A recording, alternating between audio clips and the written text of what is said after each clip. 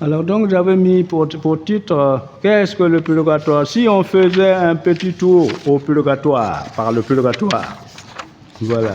Alors j'ai choisi donc ce titre-là et parce que mon intention est qu'à la fin de cette session de formation, chacun de vous puisse dire « J'ai compris davantage certains aspects de notre foi et je suis disposé maintenant à porter une plus grande attention aux saintes âmes du purgatoire autant que je le pourrai. » Le purgatoire, donc, c'est un point important de notre foi catholique, comme je venais de le dire tout à l'heure. Et saint Thomas d'Aquin n'hésitait pas à affirmer que nier le purgatoire, c'est parler contre la justice divine et commettre une erreur contre la foi. Dans la Somme théologique, il dit ceci. Donc, nier le purgatoire, c'est quelque chose d'un point important de la foi. C'est parler contre la justice divine et commettre une erreur contre la foi. Et depuis quelques années, nous constatons que notre monde, surtout en Europe, s'est intéressé de plus en plus à la vie après la mort. Et de nombreux écrits circulent sur la vie après la mort, sur l'au-delà. Et des personnes racontent leurs expériences dans des livres et donc sur la vie après la mort. Nous constatons cependant que dans la pratique, beaucoup de personnes, il y a comme une négation du purgatoire. Et à côté de cette négation du purgatoire, il n'est pas rare de constater que certaines personnes se tournent vers d'autres doctrines, comme la doctrine, la croyance à la réincarnation, des réincarnations successives. Ça, ce n'est pas la foi chrétienne. Mais des gens donc, se tournent vers cela. Bon, parce que quand ils ont abandonné la vraie foi, on se tourne vers maintenant des récits mythologiques. Dans l'Église catholique, nous pouvons même trouver des fidèles, des prêtres qui ont des difficultés à accepter cet aspect de notre foi. Certains pasteurs peuvent avoir des difficultés à prêcher sur le purgatoire. Des objections même peuvent également venir de frères protestants qui connaissent notre foi, cet aspect de notre foi et qui rejettent. Bon. Alors donc, ils vont souvent nous dire, montrez-nous dans la Bible un des passages où vous catholiques, vous trouvez le mot purgatoire. Ainsi, toute cette situation pourrait amener des fidèles à perdre courage dans leurs prières pour les âmes du purgatoire. De même, quand on parle des indulgences, certaines personnes d'aujourd'hui pensent que c'est une époque révolue. Et donc, les indulgences sont d'actualité et dans le diocèse de Ouagadougou, le cardinal Philippe Ouedraogo m'avait donc permis de publier un livre à propos des indulgences dans l'Église catholique. Et il me disait, ça c'est un aspect non seulement pour les fidèles, mais aussi pour les prêtres, parce que les prêtres ne sont pas nécessairement plus au courant de cela. Alors donc, ce livre d'ailleurs est disponible, je l'ai amené ici. Alors, que nous dit l'Église sur le purgatoire? Ce que dit l'Église. Donc d'abord, ce que dit l'Église. Comme historien, je constate que dans l'histoire de la doctrine chrétienne, il a fallu attendre le XIIe siècle pour que l'on parle du purgatoire sous la forme d'un substantif correspondant à un lieu, le purgatoire. Et d'ailleurs, on va voir, les débats vont évoluer. Entre lieu, on va dire non, ce n'est pas un lieu, c'est un état. Ça va varier. Alors, jusqu'à cette date, le mot purgatoire n'était qu'un adjectif. On parlait des peines purgatoires. Et saint Augustin parlait quant à lui du feu purifiant. Alors, la théologie du purgatoire se précise donc au XIe et XIIe siècle. Et le mot sera employé pour la première fois par saint Bernard, qui est utilisé au XIIe et XIVe siècle, comme l'atteste le second concile de Lyon en 1274 et ensuite au concile de Florence en 1439. Voici ce que disent les conciles de Florence, surtout en 1439. Le décret dit ceci: nous déclarons, ça les évêques, ceux qui sont réunis pour ce concile, nous déclarons que les âmes des véritables pénitents, morts dans la charité de Dieu, avant que d'avoir fait de donner de signes fruits de pénitence pour expier leurs péchés de commission ou d'omission, sont purifiés après leur mort par les peines du purgatoire, et qu'elles sont soulagées de ces peines par les suffrages des fidèles vivants, comme le saint sacrifice de la messe, les prières, les aumônes et les autres œuvres de piété que les fidèles font pour les autres fidèles, suivant la règle de l'Église, et que les âmes de ceux qui n'ont point péché depuis leur baptême, ou celles de ceux qui, étant tombés dans des péchés, en ont été purifiés dans leur corps, après en être sortis, comme nous venons de le dire, entrent aussitôt au ciel et voient purement la Trinité, les uns parfaitement que les autres, selon la différence de leur mérite. Voilà la première fois où ça va être clairement affirmé. C'est ce concile de Florence. Alors, dans l'histoire, on retient cela, puisque avant, il n'y a pas eu de définition, on peut dire, de définition claire de ça.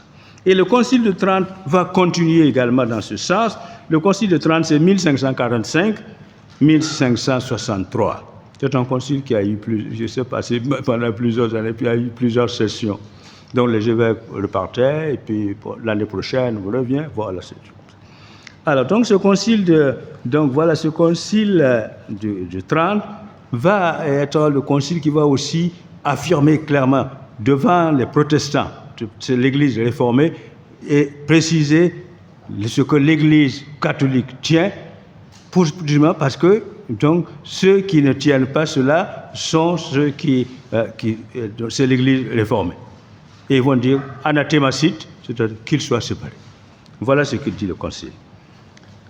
Considérant que l'Église catholique, instruite par l'Esprit Saint et se fondant sur les Saintes Écritures et l'antique tradition des pères dans les saints conciles, y compris récemment ce présent concile œcuménique, a enseigné que le purgatoire existe et que les âmes qui y sont détenues peuvent être aidées par les suffrages des fidèles et tout spécialement par le sacrifice de l'autel qui est très agréable à Dieu.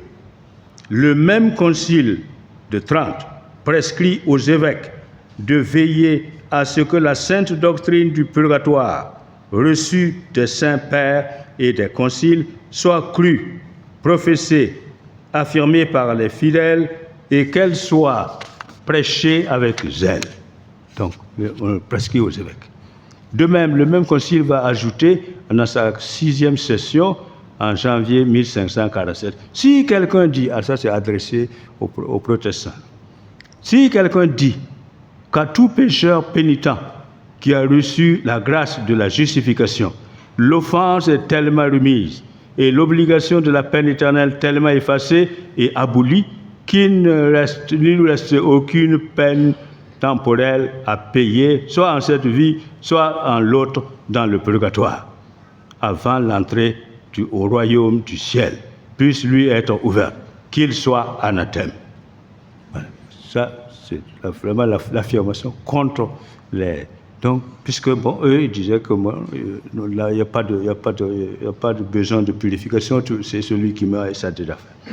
Alors, la réforme luthérienne, effectivement, affirmait qu'il n'y avait pas de purgatoire. Il faut affirmer que jusqu'à cette date, tous les chrétiens croyaient au purgatoire. En fait, Luther, donc c'est 1500, tous croyaient au purgatoire. Donc, c'est à partir de cette date seulement que les protestants ont refusé de croire. Mais avant ça, on croyait. Donc, c'est comme d'ailleurs pour la Vierge Marie. En fait, beaucoup de protestants, jusqu'à avec Luther, même Luther jusqu'à sa mort, en tenant en très grande estime la mère de Dieu et a proclamé vraiment des louanges de Marie. Bon. Maintenant, avec la séparation, c'est pour comme affirmer les différences, on va souvent accentuer certaines choses. Alors donc, il convient d'ajouter que pour le Concile de Trente, Vatican II, donc 1962-1965, va aller dans le même sens que le concile, les précédents conciles de Trente, et ils vont affirmer ceci. Reconnaissant dès d'abord cette communion qui existe à l'intérieur de tout le corps mystique de Jésus-Christ, l'Église, en ses membres qui cheminent sur la terre, a entouré de beaucoup de piété la mémoire des défunts dès les premiers temps du christianisme, en affirmant ainsi pour eux que des suffrages, en offrant ainsi pour eux des suffrages, car la pensée de prier pour les morts afin qu'ils soient délivrés de leurs péchés est une pensée sainte et pieuse. Lumen Gentium numéro 50.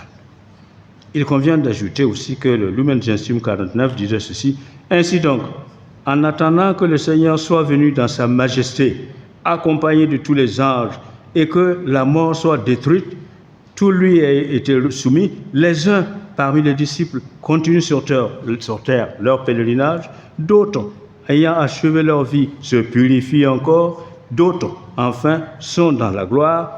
Telle est la foi de l'Église catholique sur ce point précis. Voilà, donc, les choses. Alors, donc, et comme nous l'avons déjà vu tout à l'heure, pour le catéchisme de l'Église catholique, nous avons déjà vu les affirmations de l'Église. Alors, donc, tout cela, c'est pour dire que nous, au niveau de la foi, il y a des choses qui sont précises. J'ai lu tout à l'heure concernant la position du catéchisme catholique, de l'Église catholique sur le purgatoire. Donc, il n'est pas besoin de revenir dessus encore. Alors, le purgatoire serait-il une invention de l'Église catholique? Parce qu'on peut se poser la question. Est-ce que le purgatoire serait une invention de l'Église catholique? Après ce qu'on a dit, je crois que chacun pourra répondre. Alors, tous les chrétiens, de par leur foi en Jésus-Christ et en sa parole, en la parole de Dieu, contenue dans les Saintes Écritures, croient au paradis et à l'enfer. Donc, ça, c'est...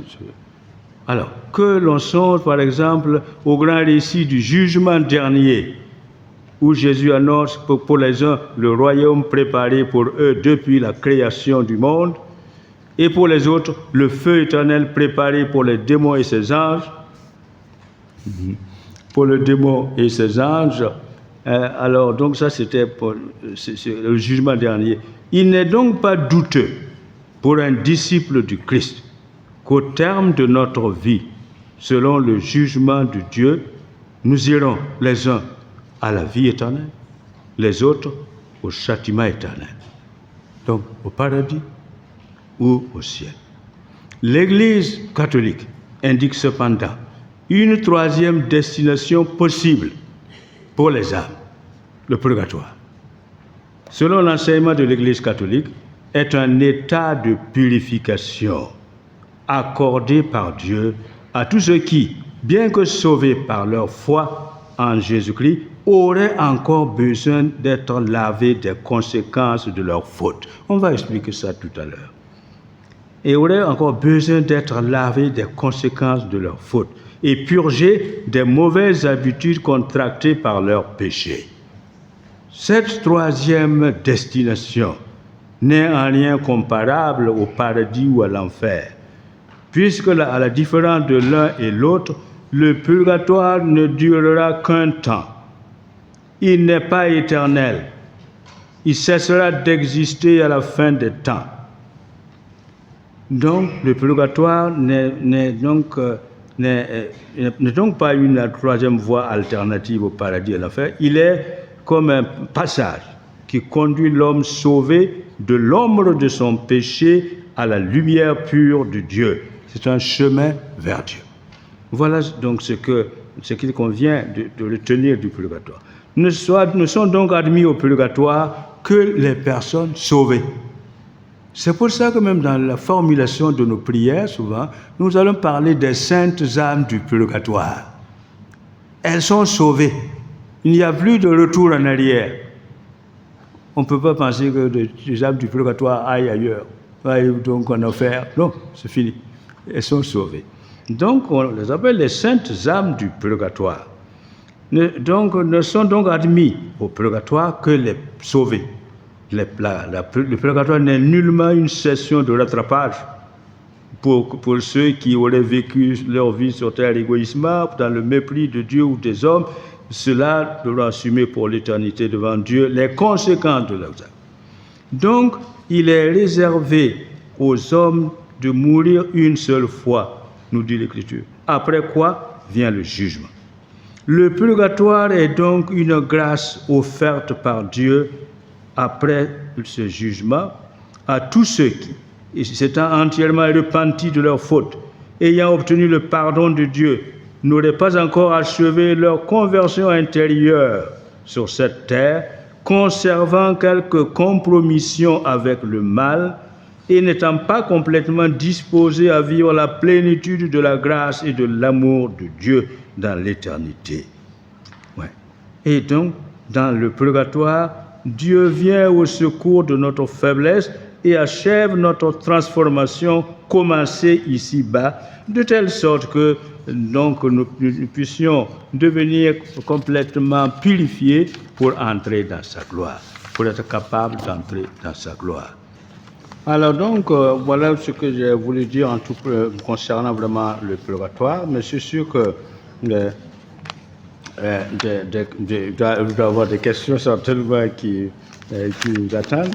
Mais alors, comme je voulais aussi dire quelque chose sur l'aspect biblique, parce que je sais que beaucoup de gens attendent un peu cela, donc je vais enchaîner sur cette question de référence biblique avant de vous laisser poser des questions. N'est-ce pas? On peut aller? Bon. Alors, concernant la doctrine du purgatoire, est-ce que l'on peut dire que la doctrine du purgatoire est biblique? Est-ce que l'on peut dire que la doctrine du purgatoire est biblique? Ou bien, il n'y a rien qui puisse soutenir, qui puisse notre réflexion sur le purgatoire. Alors donc j'aborde maintenant cette question. Tout d'abord, il faut noter, et les protestants nous le font savoir bien sûr, il faut noter que le mot purgatoire ne se trouve pas dans les Écritures. Le mot purgatoire. Et de même, comme je disais tout à l'heure, les mots Trinité, que nous employons beaucoup, la Trinité pour désigner le Père, le Fils et l'Esprit Saint, le mot Trinité non plus n'est pas dans l'Écriture. Voilà. Et puis nous parlons beaucoup aussi de l'incarnation. Donc parlons de l'incarnation. Donc, le Verbe de Dieu qui est plus cher de la Vierge Marie, nous parlons de l'incarnation. Alors, allez dans votre Bible, dites-moi où vous pouvez trouver le mot incarnation. Le mot incarnation n'est pas dans la Bible. Et ça veut dire que ça ne veut rien dire pour nous chrétiens. Le mot, la Trinité. Bon, c'est un mot qui a essayé de formuler quelque chose, même s'il n'est pas dans la Bible. Mais c'est pas seulement parce qu'il est là-bas que ça va, et quelle est la compréhension. Et que donc, des gens ont formulé quelque chose de leur foi, et cette formulation peut n'être pas, le mot peut n'être pas dans la Bible, mais cela ne veut dire que ça n'a aucune réalité. Voilà le problème. Le mot Trinité ou incarnation ne sont pas dans la Bible. Donc ces points de doctrine sont clairement enseignés dans la Bible, mais on ne peut pas dire que ce mot est dans la Bible, dans tel chapitre, de tel livre, de tel... Bon, non, il n'y a pas ça. Bon, donc, de la même façon, la Bible enseigne qu'il existe un stade de purification intermédiaire après la mort. Nous l'appelons purgatoire. Cependant, ce qui est important, c'est la doctrine, pas d'abord le nom qu'on lui donne. C'est là où donc, il convient de faire bien de distinction. Il y a une doctrine, ça c'est plus important que le nom qu'on lui donne. Si vous êtes d'accord avec la doctrine, même la formulation, c'est pas ça qui vient en premier lieu. Voilà. Alors, donc des péchés sont pardonnés après cette vie. Alors ça, c'est dans l'Écriture. Alors donc voilà, donc, l'Écriture dit ceci, dans Matthieu, au chapitre 12, verset 32. Et quiconque aura dit une parole contre le Fils de l'homme, cela lui sera remis. Mais quiconque aura parlé contre l'Esprit Saint, cela ne lui sera pas remis ni en ce monde, ni dans l'autre. Ah, ni en ce monde, ni dans l'autre. Alors, ce sont des affirmations de l'Évangile. Et maintenant, il s'agit de réfléchir là-dessus. Et on peut dire, même les théologiens catholiques peuvent n'être pas d'accord sur des interprétations du même texte. Nous ne parlons pas ici à des protestants qui le prennent autrement. Donc, dans la réflexion théologique, dans la recherche, on peut n'être pas d'accord sur tout de la même manière sur l'interprétation de tel ou tel texte. Alors, par exemple, ici, c'est la question du péché contre l'esprit. Vous avez déjà certainement entendu parler de ça.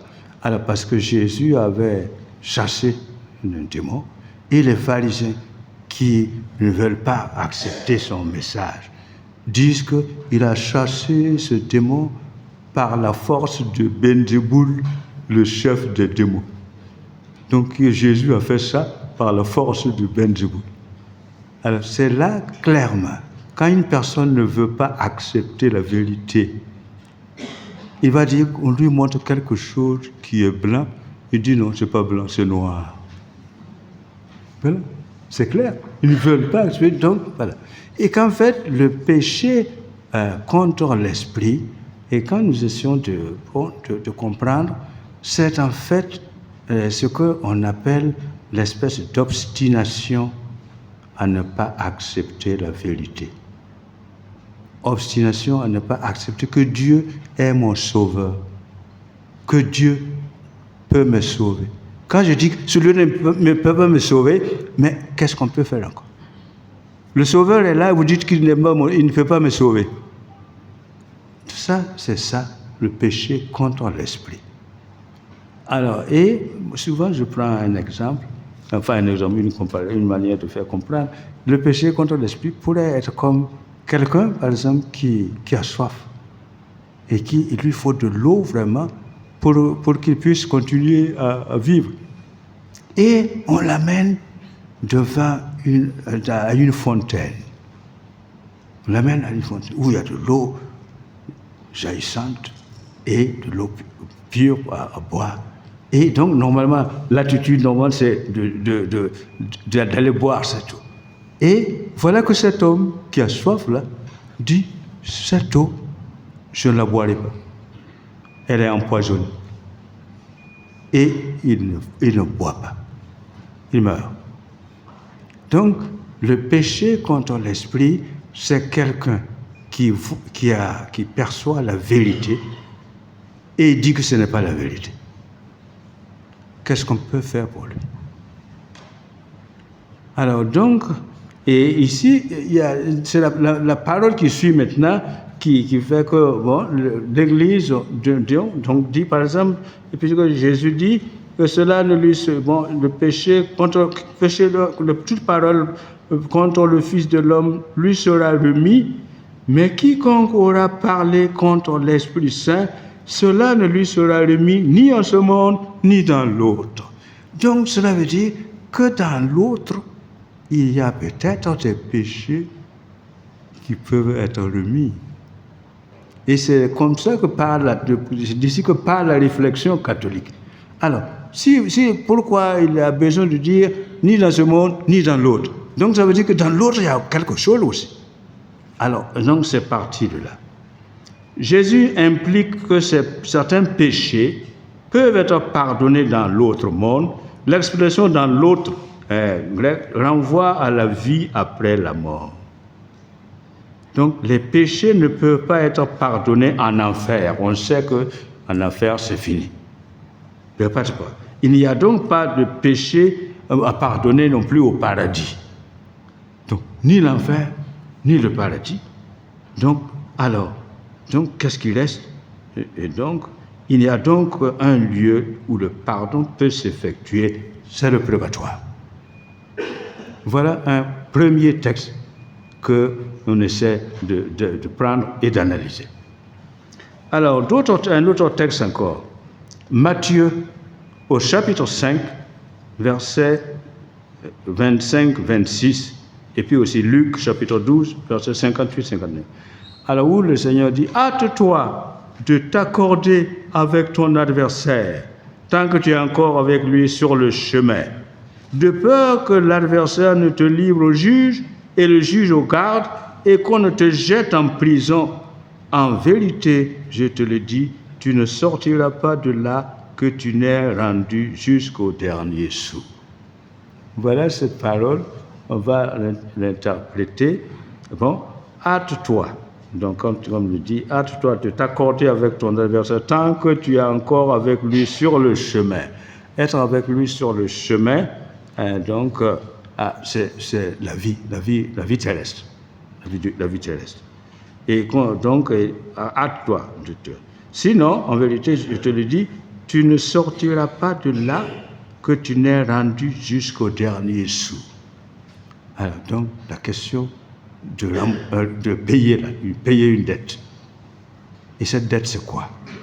Alors, donc, ici, les théologiens catholiques, on pense que ça peut nous renvoyer à quelque chose du purgatoire. Alors, Matthieu, dans le chapitre, l'adversaire, donc, pendant que tu peux expliquer l'écriture, là, quand tu parles de l'adversaire, c'est le démon, qui est l'accusateur, et Dieu est le juge. Si nous n'avons pas lutté correctement contre le démon et le péché, nous serons emprisonnés de façon temporaire jusqu'à ce que notre dette avec Dieu soit effacée. Voilà l'interprétation que l'on donne. Voilà.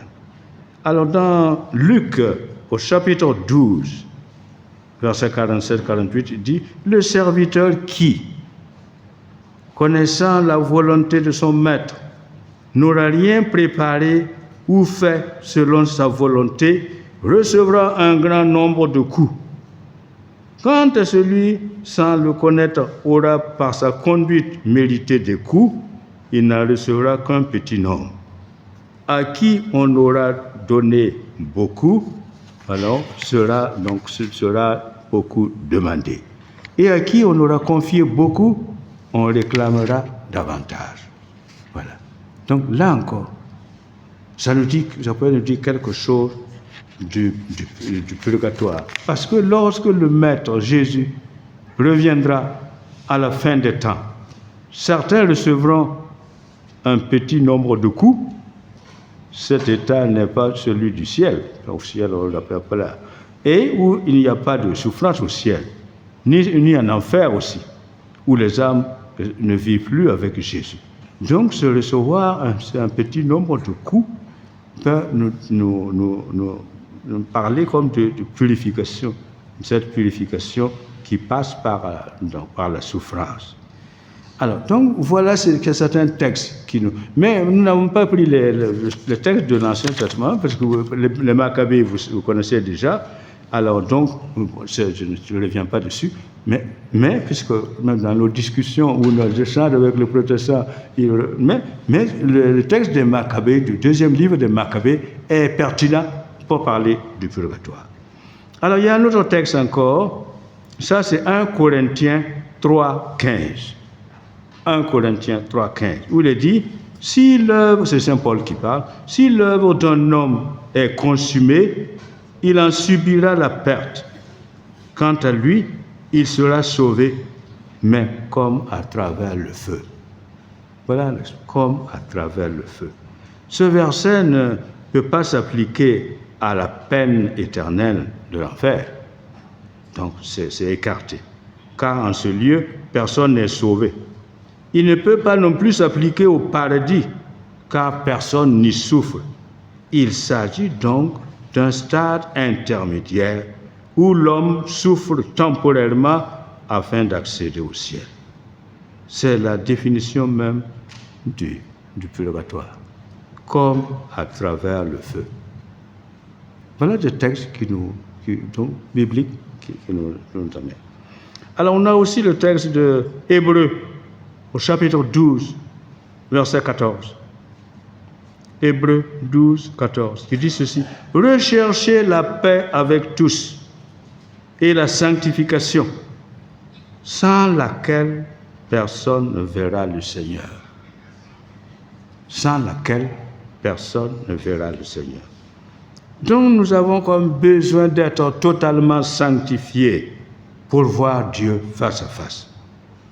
Ce processus donc se déroule donc pendant que nous sommes dans cette vie, durant cette vie, mais s'il n'est pas achevé pendant que nous sommes en vie, et donc ça sera après notre mort. Il est donc complété au purgatoire.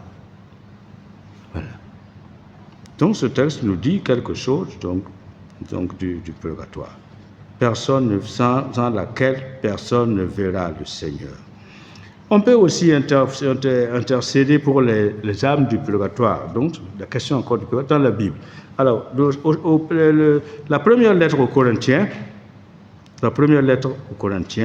au chapitre 15, verset 29, dit ceci. S'il était autrement, donc c'est les gens qui se font baptiser pour les morts. Des gens qui se font baptiser pour les morts. C'est dans une pratique. S'il n'en était autrement, que gagneraient ceux qui se font baptiser pour les morts? Si les morts ne ressuscitent absolument pas, pourquoi donc se fait-on baptiser pour eux?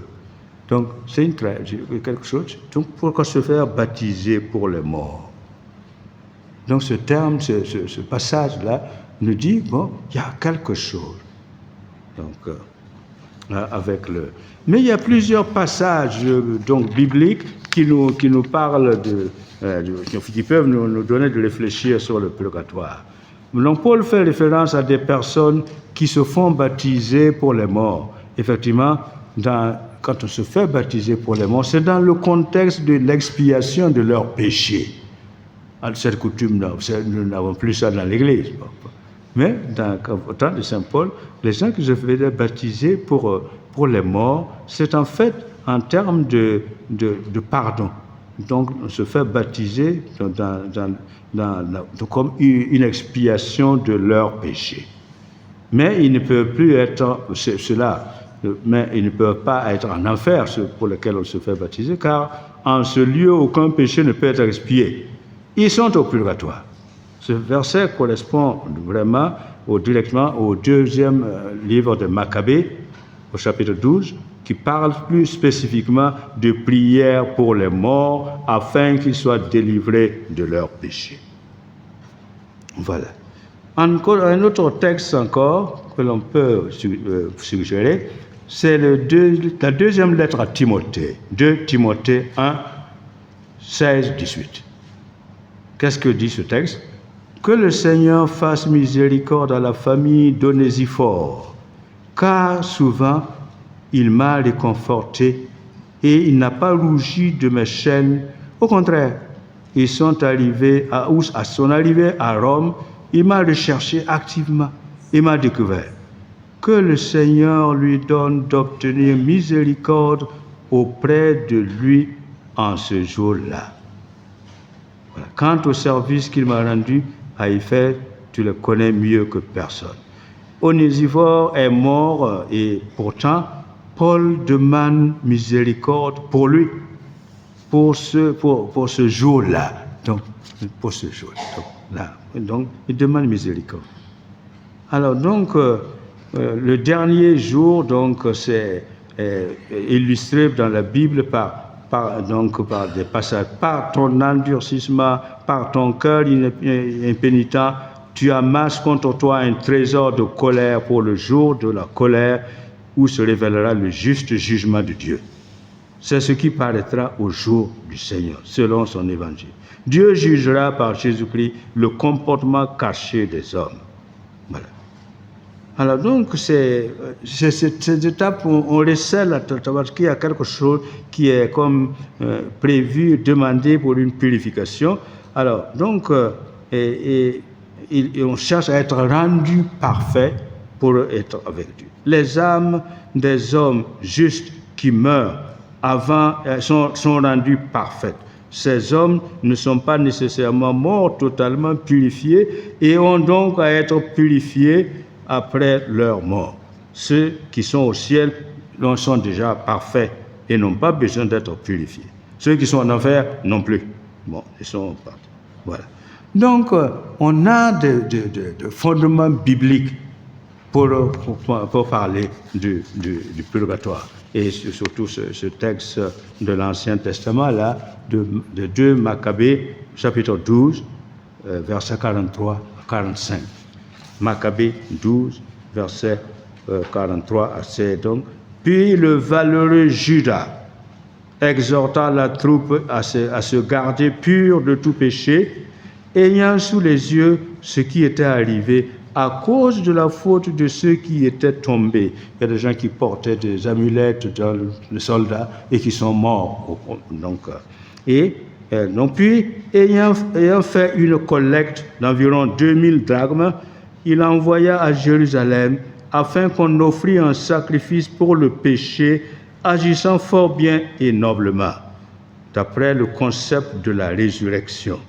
Car s'il n'avait pas espéré que les soldats tombés dussent ressusciter, il était superflu et sot de prier pour les morts.